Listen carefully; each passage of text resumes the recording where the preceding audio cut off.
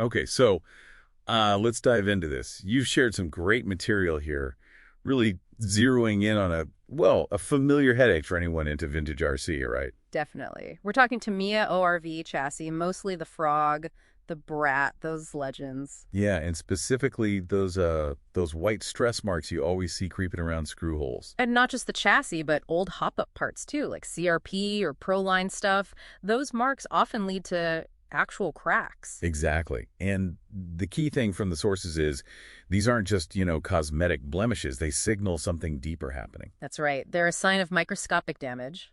The material calls it crazing or stress whitening. Basically, tiny, tiny cracks and voids forming inside the plastic. So it's like the plastic is crying out for help under load. Pretty much. It means the material's strength is compromised right there. It becomes a weak point, just like you'd intuitively think. Makes sense. And vintage plastics seem particularly bad for this. Your sources mention they get brittle over time.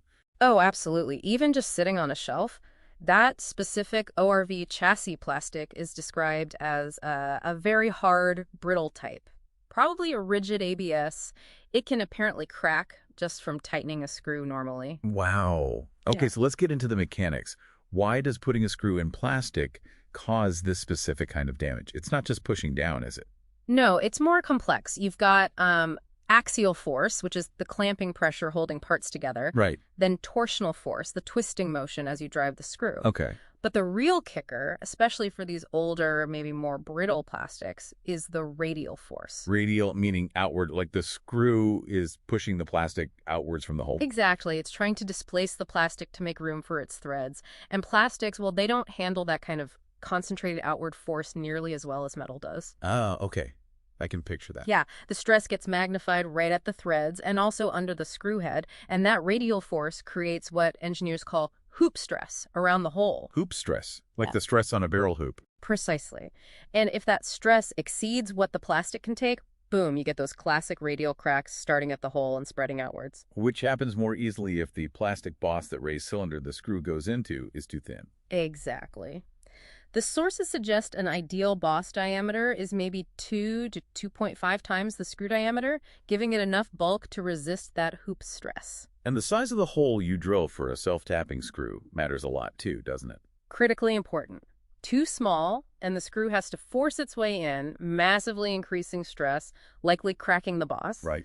Too large, and the threads barely grip, so the screw strips easily or just doesn't hold tight. Gotcha. And there's also this thing called creep. Yeah, that's plastic slowly deforming over time, even under a constant load, like a tightened screw. Is why sometimes screws just seem to loosen up on their own on old models. Okay, so understanding why it happens makes prevention seem, well, pretty obvious.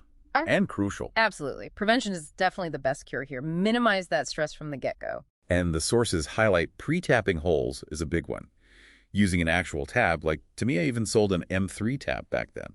Pre-tapping is probably the single most effective thing. You cut clean threads before the screw goes in, so the screw isn't forcing the plastic apart to create threads. Much, much less radial stress. Makes total sense. Lubrication helps too. It can, yeah. A plastic-compatible lubricant silicone or KAO-based, the sources say, on the threads reduces friction.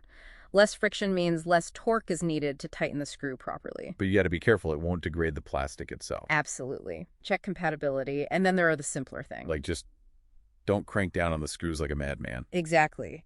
Tighten until snug, then stop. Oh. Over-tightening is a prime suspect for causing damage. And using washers under the screw heads. Yeah, that helps spread the clamping force over a wider area, reducing the pressure right under the head. Less concentrated stress. Okay, prevention sounds key. But what if, the damage is already there? You inherit an old Frog and it's got the white marks or cracks already? You're not totally stuck. For minor cosmetic stress marks, some sources mention gentle heat might reduce their appearance, but it's risky and probably doesn't restore strength. Probably best avoided unless you really know what you're doing.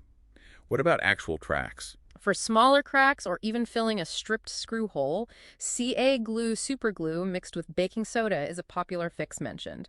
It sets very fast and hard, very rigid. You can fill a hole, then re-drill and re-tap it. Okay, quick and dirty. But for bigger cracks or high-stress areas? Then you probably want something stronger. A good 2-part plastic epoxy like JB Weld plastic weld or Loctite plastic bonder, those are mentioned. They create a much more durable bond. And you can reinforce those repairs. Definitely. For critical parts, laying in some fiberglass mesh or even nylon fabric into the epoxy as it sets creates a really tough composite repair. And it sounds like for the ORV chassis, people have figured out the specific weak spots to target. Oh, yeah. The RC community knowledge, like on Tamiya Club or RC groups, is invaluable and reflected in your sources. The gearbox is known to flex people use carbon plates. Uh, The rear arm and shock mounts are notorious for cracking. You see people drilling right through for a bolt and nut, or gluing washers on for support, or even using aftermarket 3D printed braces now. so it's about strategic reinforcement where the stress concentrates. Precisely. Putting strength right where those hoop stresses and flexing forces are highest. It really brings home that point about balancing originality with, well, actually being able to run these vintage cars. Totally. And the sources make a good point. Even with repairs, that underlying plastic is still old and potentially susceptible to creep over time. So it's not a one-time fix forever. Probably not. It's more like ongoing care. Treating the model as a living document, as the sources put it, requires proactive checks, maybe some reinforcement before things break, periodic attention. And using the right glues, the right lubes, all compatible with the plastic. Crucial for long-term health, yeah. You know, what's fascinating is how just understanding this microscopic stuff, the crazing, the hoop stress, the creep, it really changes how you look at just tightening a screw on one of these old kits. It absolutely does. It turns basic assembly and maintenance into something, well, a bit more thoughtful, doesn't it? More about preserving the material itself. Yeah, it's applied material science right there in your hobby room. Really interesting stuff.